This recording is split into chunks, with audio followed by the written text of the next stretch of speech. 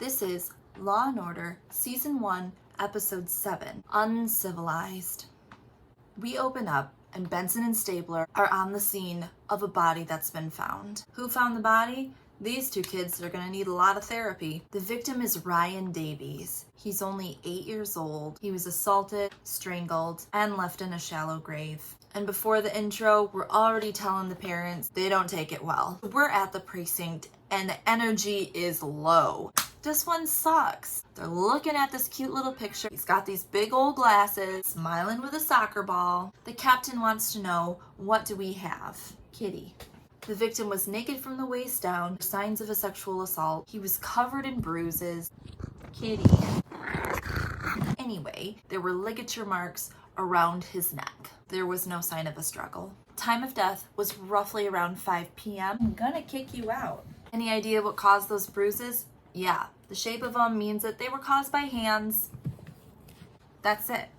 You get 0 more chances. They'll search the neighborhood for sex offenders, but Cassidy points out transporting a body and leaving it exposed, those are both marks of a stranger. Munch and Cassidy talk to some local Girl Scouts whose mothers are hovering. Turns out the entire community is super on edge. Hey, have you heard anything?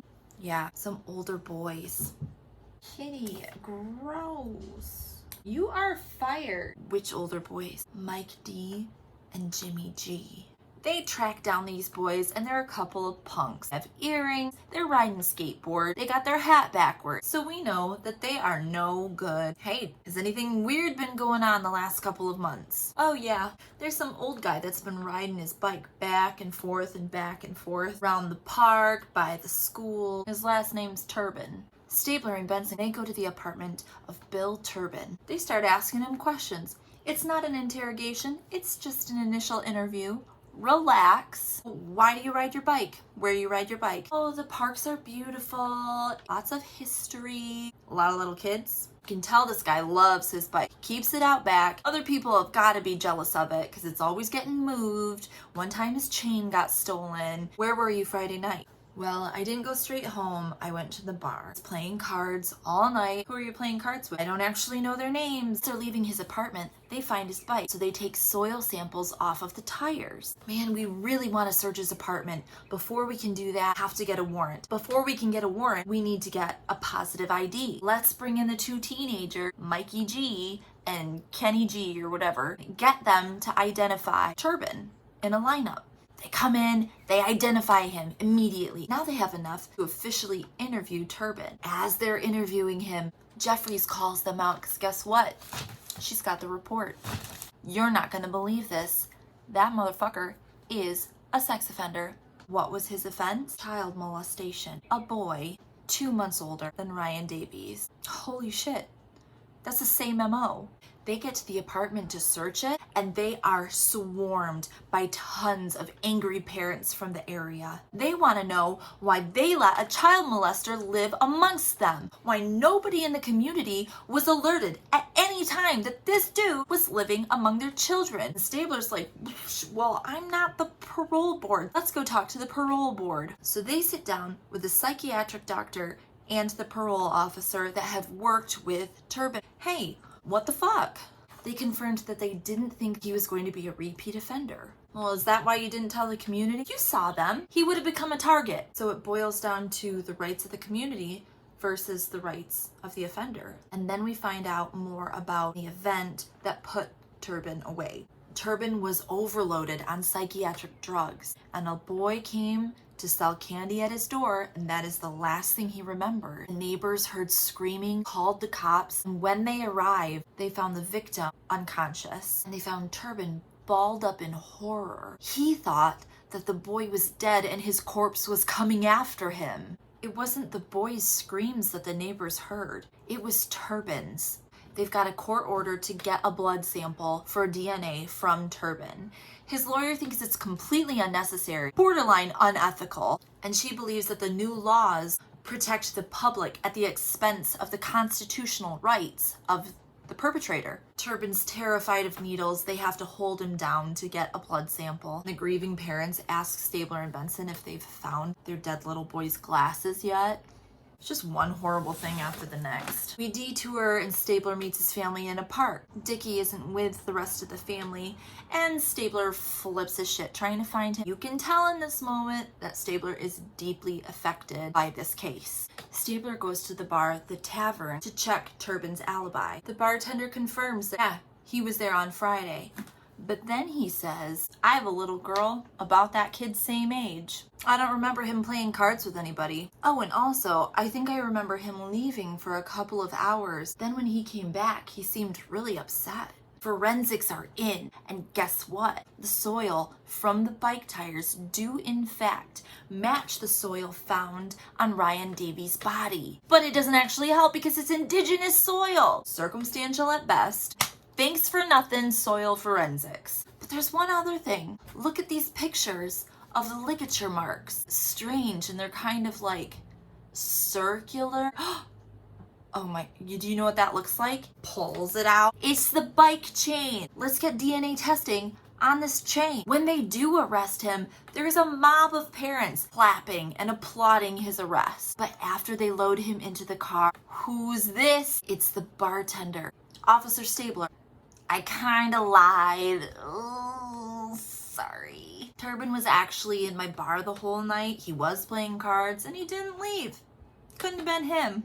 So we get this whole new information about his alibi checking out really fucks everything up. Guess what? The captain gets an important phone call. Oh shit. The DA's boss wants to see him. So the captain heads into the state attorney's office. This greasy, politician-y dude is like, hey, I got a real shitty proposition for you. We need a test case for our new civil commitment bill. I had to rewind it 8 times to figure out what the fuck was going on. Essentially, a perpetrator could be deemed sane to stand trial, be convicted, do his time, and then upon release, you bring in a psychiatrist to convince the parole board that the offender can't control himself and he will recommit. And that way, you can just send these motherfuckers off to the psychiatric ward for the rest of their lives. The captain is like, what the fuck? He's the captain of the sex crimes unit. Of course he doesn't like sex offenders. However, even this feels a little shitty and unconstitutional to him. We need to hold Turban indefinitely until we can get this thing passed. I don't like it, but I'll give you 24 hours. Also, corrections, I've been calling the captain the chief. I don't know shit. I'll start saying captain from now on. So we detour again to Stabler with his son Dickie on the playground, side-eyeing all these grown men. And his son says, are you looking for pedophiles, Dad? The best parent in the world.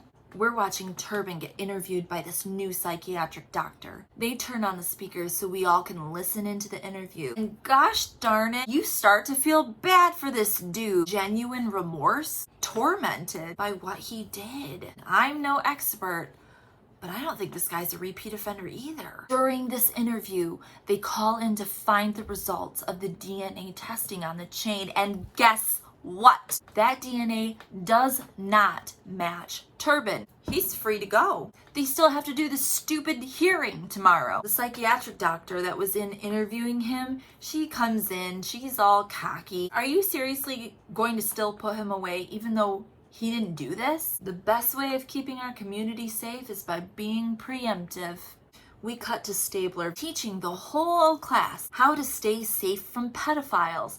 And I recommend every single human go and watch this section of that episode. We're at the hearing. Turban's lawyer is arguing that it's unconstitutional, that he was found sane, did his time, and now is going to be found insane in order to do more time. It sounds a lot like double jeopardy. That's not allowed. The judge in the case says, come back tomorrow, we'll figure this all out. But as they're leaving the courthouse, Ryan Davies' grieving father comes out of nowhere. Boom, boom, boom, boom. Turban's dead. Davies' dad is in handcuffs. We're back at square one. Let's start with those teenage witnesses. We got Cassidy interviewing Jimmy G. We've got Munch interviewing Mike D. Holy shit. Their stories don't match. Let's get their DNA and search by the river. They find a pair of glasses. It's got a partial print on it. Who does that print match? Jimmy G. Guess what else they find? A chain. Turban said his first chain was stolen, and the DNA on that chain matches Ryan Davies. All right, boys, tell us what the fuck happened. Mike D is crying. Jimmy G is angry. They were messing around online one day and they found Turban on a sex offender registry. His offense was listed out, so they knew exactly what his MO was. Jimmy started getting obsessed. They started messing around with his bike just to fuck with him. And then Friday night, they saw Ryan riding his bike back and forth. They were just messing around at first, but when little Ryan's glasses fell off, he started to really freak out. So of course, in response, Jimmy rapes him. But don't worry, he clarifies that he's not gay or nothing. And Ryan's just screaming and they need to shut him up somehow. So Jimmy choked him with the bike chain. And that is Law & Order, Season 1, Episode 7. Jum jum.